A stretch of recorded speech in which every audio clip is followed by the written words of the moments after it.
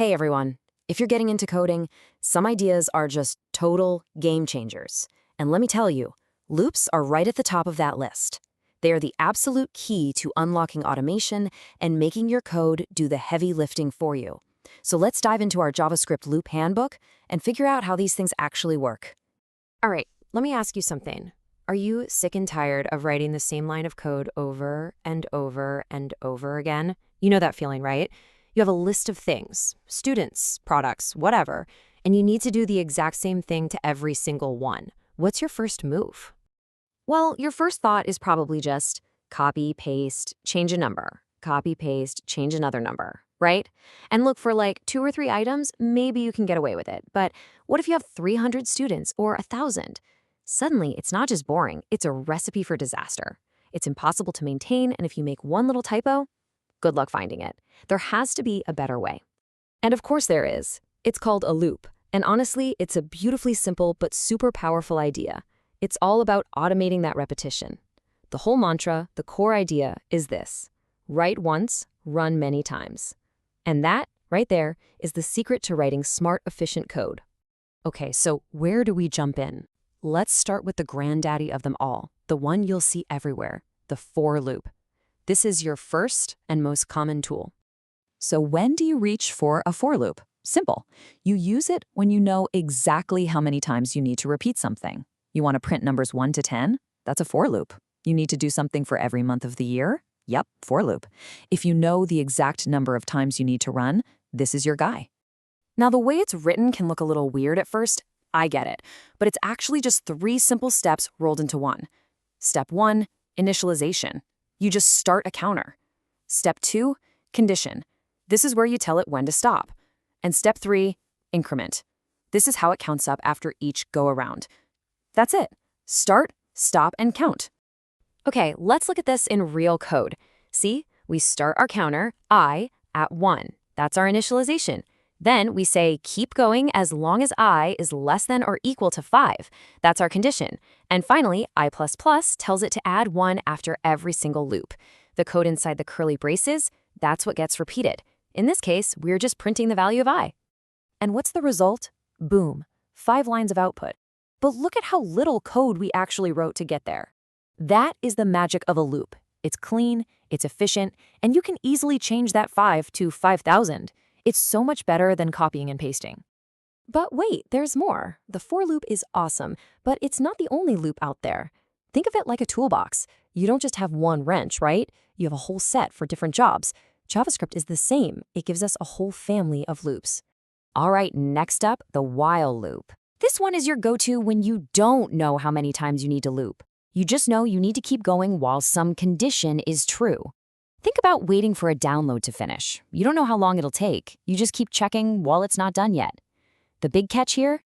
You have to remember to update your condition inside the loop yourself. If you forget, you get the dreaded infinite loop.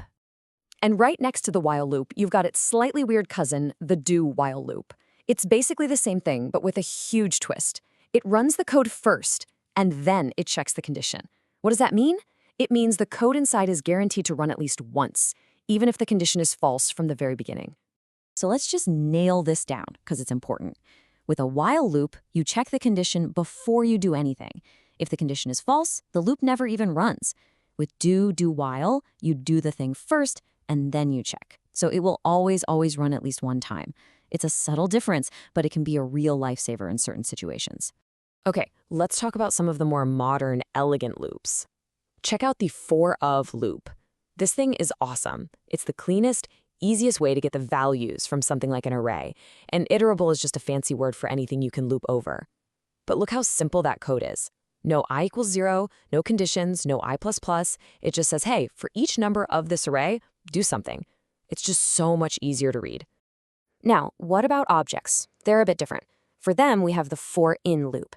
And here's the key thing to remember. For in doesn't give you the values, it gives you the property names, what we call the keys. So in this example, it would give you name and then age. You can then use those keys to get the actual values if you need to. All right, let's put these two side by side because this is a super common point of confusion for beginners. For.of is for values, usually in arrays. For.in is for keys, in objects. Just burn that into your brain. Of for values, in for keys. Getting that right will save you a ton of headaches. All right, you've got the basics down. You can start a loop, you can stop a loop. But what if you need more control? What if you want to bail out early? Or maybe just skip one specific item? Well, we have special keywords for that. First, let's talk about break. Honestly, just think of it as the big red emergency stop button. The second your code hits the word break, the loop is over. Done. It doesn't care what the condition says. So here, even though our loop was set to go all the way to 10, the moment I hits 5, we hit break, and it just pulls the plug. Now, continue is a little more subtle. It's not an emergency stop. It's more like a skip button. When the code hits continue, it just says, okay, I'm done with this particular run. Let's just jump to the next one. So in this code, when I is 3, it hits continue, skips the console.log, and goes straight to the next iteration where I is 4. Okay, so all this theory is fine, but where are you actually going to use this stuff? Let's talk about some real-world examples and pitfalls. Honestly, looping through arrays is probably 90% of what you'll use loops for. I'm not even kidding. Every time you see a list of products on Amazon, a feed of posts on Instagram, or even the navigation menu on a website, what's happening behind the scenes? A loop is going through an array of data and displaying each item. It is everywhere.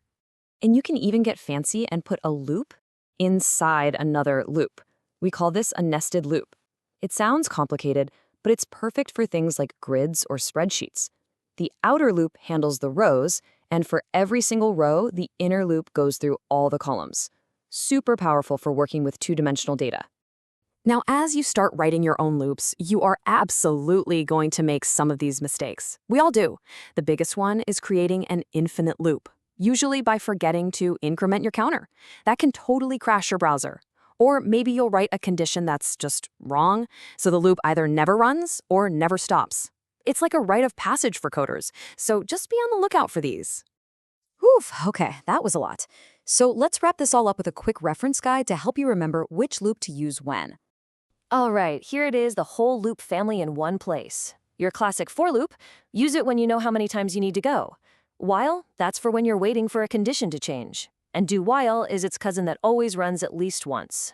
Then, for the newer stuff, remember, for of for the values in an array, and for in for the keys in an object. This is your cheat sheet. Go ahead and grab a screenshot. At the end of the day, loops are all about taking boring, repetitive work and turning it into clean, powerful, automated code. You now have the essential tools to make the computer do the hard work for you. So really, the only question left is, what are you going to build first?